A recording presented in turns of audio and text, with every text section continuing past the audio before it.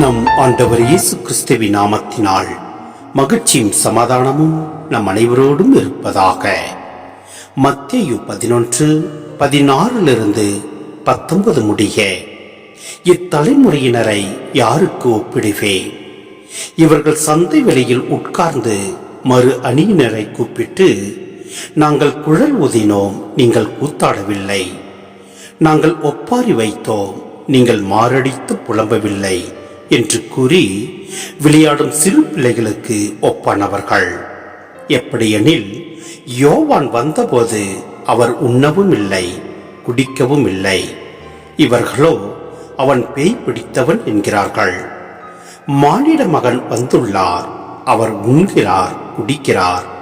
இவர்களோ இம்மனிதன் பெரு தீனிக்காரன், குடிக்காரன், வரி தண்டுபவர்களுக்கும் பாவிகளுக்கும் நண்பன் என்கிறார்கள். எனினும் ஞானம் மெய்யானது என்பதற்கு அதை ஏற்றுக்கொண்டோரின் செயல்களே சான்று. சிந்தனை: இயேசுவின் இறையாட்சி பணிக்கும் யோவானின் இறை வாக்கு பணிக்கும் எதிர்ப்பு தெரிவிக்கும் யூத மக்களை இத்தலைமுறையினர் என இயேசு குறிப்பிடுகிறார். அதாவது, முந்தைய யூதர்களைப் போல் இல்லாமல் இவர்கள் நம்பிக்கை குன்றவர்கள். இவர்கள் கடவுள் உருவாக்கி வரும் புதிய பாணியை ஏற்க மனமில்லாதவராக விளங்குவதாக இயேசு ஒரு சிறு ஓமையின் வழியாக கூறுகிறார்.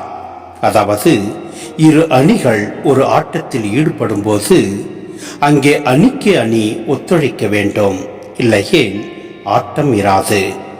முதல் அணியின் குழல் ஊதலுக்கும் ஒப்பாரிக்கும் ஏற்ப எதிரணி ஆட வேண்டும் என்ற விளையாட்டில் எதிரணி ஒத்துழைப்பு தராவிட்டால் ஆட்டம் கலைந்துவிடும்.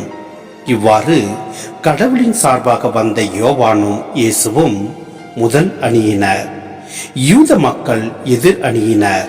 ஆனால் யோவானின் தவ வாழ்வோ இயேசுவின் மக்களோடு ஒன்றுபட்ட வாழ்வோ யூத மக்களிடம் எந்த ஏற்பும் பெறவில்லை. மாறாக அவர்கள் இருவரையும் ஏளனம் செய்து ஒதுக்கினர். ஆனால் உண்மையான இறை ஞானத்தை பிரதிபலித்த யோவானையும் இயேசுவையும் ஏற்றுக்கொண்டவர்களை சிறந்தவர்கள் என்பதை அவர்கள் வாழ்விலே காண முடிந்தது. எனவே இத்திருவருகை காலத்தில் இருக்கும் நாம் அனைவரும் நம் ஆண்டவர் இயேசுவை முழுமையாக ஏற்று அவர் வழியில் நடப்போம். எல்லாம் வல்ல இறைவன் நம்மை நிறைவாய் ஆசீர்வதிப்பார். ஆமென்.